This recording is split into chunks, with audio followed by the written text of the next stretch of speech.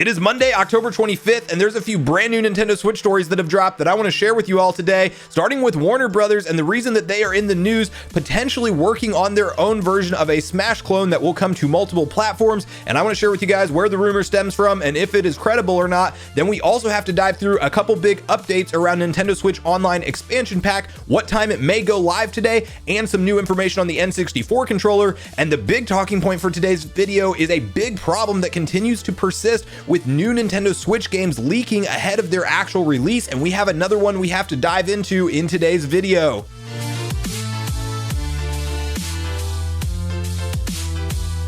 What's up, Nation? If it's your first time on the channel, make sure you join Sunbro Nation by subscribing below, hit the like button on this video if you enjoy it today, and make sure you turn on your bell notification icon so you're kept up to date with all the newest gaming news. Now, as I mentioned, guys, we are covering quite a few different stories today, and I want to start it off with why you may be seeing rumors online about a potential Warner Brothers Smash clone being in development right now. And to kick off the story, I want to hop over to Nintendo Enthusiast, where they kind of do a little article typed up based on where these rumors are stemming from and why they are gaining some traction online today. So let's quickly start off by reading that article together. Rumor: Smash Bros. Like WB fighting game with Batman, Gandalf, Shaggy in development. Okay, this is the most ridiculous sounding thing, but there is a good chance that at least some of it is legitimate. A Reddit user using a throwaway account has posted to R Gaming Leaks and Rumors, claiming that Warner Brothers has a crossover platform fighting game in development using various IP, including characters as extremely bizarre and diverse as Batman, Gandalf from The Lord of the Rings, Shaggy from Scooby-Doo, Tom and Jerry, Fred Flintstone, Mad Max, Johnny Bravo, and maybe possibly Harry Potter or Ron Weasley. Also, characters will allegedly fight as unclarified tag teams of some sort. So in other words, there's allegedly a WB platformer fighting game like Smash Bros. In development. Why should we believe any of this is legitimate? Firstly, Warner Brothers Entertainment filed a trademark for multiverses for video games. But more importantly, the industry insider and GamesBeat journalist Jeff Grubb vouches for its general legitimacy, except for one crucial detail. The leaker believed this Warner Brothers Smash Bros. Game is being developed by NetherRealm Studios, the developer of Mortal Kombat, but Jeff Grubb says that that's not the case. Rather, it is generally believed but not confirmed that NetherRealm is currently developing Mortal Kombat 12. The Reddit leaker claims that Ultra Instinct Shaggy memes, which WB has since openly embraced, and silly fan demand for his inclusion in Mortal Kombat got Warner Bros. Talking about how to do a game that combines various IP, like in the movie / 2-hour commercial Space Jam: A New Legacy. If that's true, then it's bonkers, but I would understand it. If you have the ability to throw Batman, Gandalf, and Shaggy into a crossover platformer fighting game together, you might as well do it. And maybe WB feels the same way, especially after seeing how immensely successful Super Smash Bros. Ultimate has been. So I personally feel like this will just be a fun one to watch over the course of time as new details emerge. And, you have to have the conversation of, obviously this originally appeared on a throwaway Reddit account, but Jeff Grubb going out there and backing it up, saying it essentially is in development, does lead some credibility to watch for this Warner Brothers style Smash Bros. Game. And it'll be extremely interesting to see what kind of characters we may see be able to battle each other. As there may be some real attempts at delivering Smash Bros. Alternatives, as a game is incredibly successful when you look at it from a sales perspective. So I will be interested to see, we just got Nickelodeon's All-Star Brawl, which obviously puts the Nickelodeon characters in there, and I can definitely see other companies seeing how these games start to kind of sell. And I'll be interested to see the sales numbers for Nickelodeon All-Star Brawl, because if that continues to show a good track record and there is more of a market for these platformer fighting style type of games, it'll be cool to see other companies try to pull off their own version of it. And I personally am a fan of more of these fighting games making an emergence, just because it's fun to be able to play as certain characters that you never otherwise would have.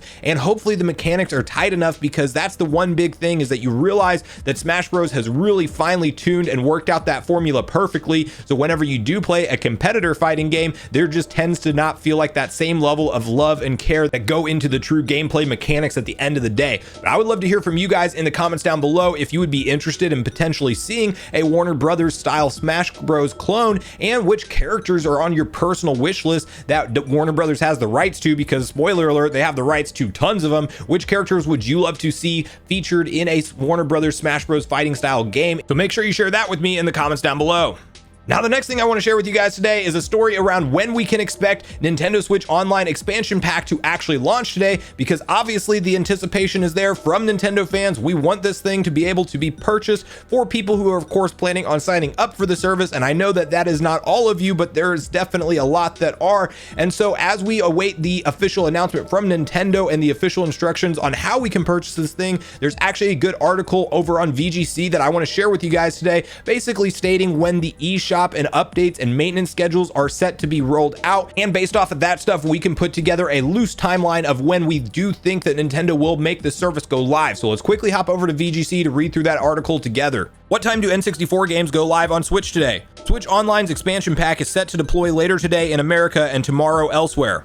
N64 and Genesis/Mega Drive games are set to debut on Nintendo Switch today via Switch Online's new expansion pack tier. While Nintendo hasn't officially revealed what time the N64 and Genesis/Mega Drive games will go live on the Switch, there's strong evidence pointing towards when fans should expect them to arrive. It's likely that N64 games will go live on Switch around 7 p.m. Pacific Time and 3 a.m. BST. Nintendo of America said that Switch Online's expansion pack will go live on Monday, October 25th, while both the company's Europe and Japan divisions have provided an October 26th live date, which suggests a US evening arrival for the games. A clearer indication of when the expansion pack will go live is likely provided by Nintendo's maintenance schedule. According to the company, the Switch Online service will be offline between 4 p.m. and 7 p.m. Pacific Time. The Nintendo eShop is scheduled to be offline between 5 p.m. and 6:30 p.m. Pacific Time. So I would say with those maintenance schedules actually being out there, that this is absolutely when we can expect Nintendo to make the expansion pack pricing tier go live online. So that of course means that if you are on Pacific Time in the West Coast, then you should be watching for it around 7 p.m. this evening. That is 9 p.m. here for me in Central Time, or it would be 10 p.m. if you are on the East Coast or Eastern Time. So that is what you need to look forward to as far as tonight goes, when we will ultimately see Nintendo add this very controversial pricing tier of Nintendo Switch Online Expansion Pack. And the other thing I want to share with you guys, because I do know a lot of you in the comments have mentioned that you are interested in this Nintendo 64 controller. Well, there's a couple new pieces of information we have, as Nintendo of Japan has put out some new images of this controller, and it just looks crisper than ever. Like, I'll actually be very excited to get my hands on this thing and compare it to the original N64 controller that I also own, because it looks like they've definitely done some fine tuning. I would expect the buttons to feel more responsive. Hopefully they really did reinforce that analog stick. I think I read something out there that says that they did, because if you don't remember, that analog from the original controller was notorious for, once you played too much Mario Party, which we will talking about in a minute, that, you know, spinning that analog over and over or putting it in different directions would ultimately lead to a very loose analog, and it was always kind of essentially falling in one direction and feeling far less responsive over the course of long-term use for the controller. So I'm personally very hyped to get my hands on it and check it out hands-on. And if you are still on the hunt for this thing, I don't know this, but this is my personal speculation, is Nintendo has obviously said that there will be restocks of this controller happening in late October, and I would expect it to go live on the restock around the same time that they go live with the service. Again, that is just my personal speculation, but that could very likely be how they release the second wave of these N64 wireless controllers. So if you are interested in that, I would definitely have your eyes on their Nintendo Store website around that 7 p.m. Pacific Time today, and then also follow Wario64 on Twitter, where he will most likely be on it and tweeting out the links as soon as they go live, so you can have your chance at getting this thing without having to pay scalper prices. And I would encourage you guys that if you do miss out for some reason tonight, to just wait and don't pay scalper prices, because we will see Nintendo to continue to support these controllers over the course of time, as we can actually still go today purchase the SNES and NES controllers on the website without any problem. So if for some reason you miss out on it tonight and you're trying to get it, just wait a little bit longer for future restocks. And especially, of course, it may be hard to find over the holiday season, but I would anticipate it starting to catch up with production, and, you know, demand will ultimately be satisfied as we go further into the future. But I would love to hear from you guys in the comments down below if you are planning on signing up for Nintendo Switch Online Expansion Pack or not, if you're still upset about the pricing or not. And then the big thing I want to hear from you on is, if you are going to sign up, what is the first game that you're planning on booting up on your Nintendo Switch?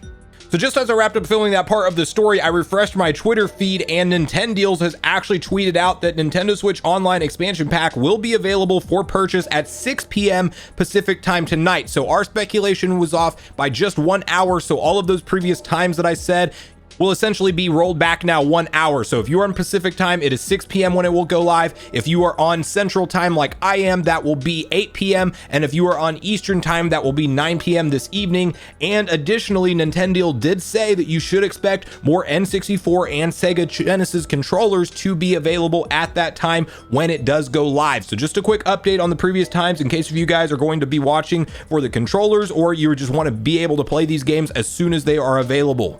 Now, the last thing I want to share with you guys today is actually an ongoing problem that we are seeing more and more of on the Nintendo Switch, and I really want to put it out there as a warning for future titles, as we are continuing to see essentially all of the first-party major Nintendo releases get leaked ahead of their actual official release date. And most notably, most recently on the list, we saw Mario Party Superstars leaked online over the weekend, and it always happens roughly about a week or 5 or so days before launch due to the retail cartridges going out and needing to be shipped to the stores ahead of time. And of course, there's always going to be employees here or there that purchase them for themselves somehow. So it's an unfortunate thing. And the way that this happens is actually because of the OG Switch models essentially being able to be fully hacked by just using a paperclip and shorting the right connections to actually be able to get homebrew software loaded on there. And essentially what that allows you to do is pop in a game cart and dump the game file onto a file system, which you can then of course transfer to your computer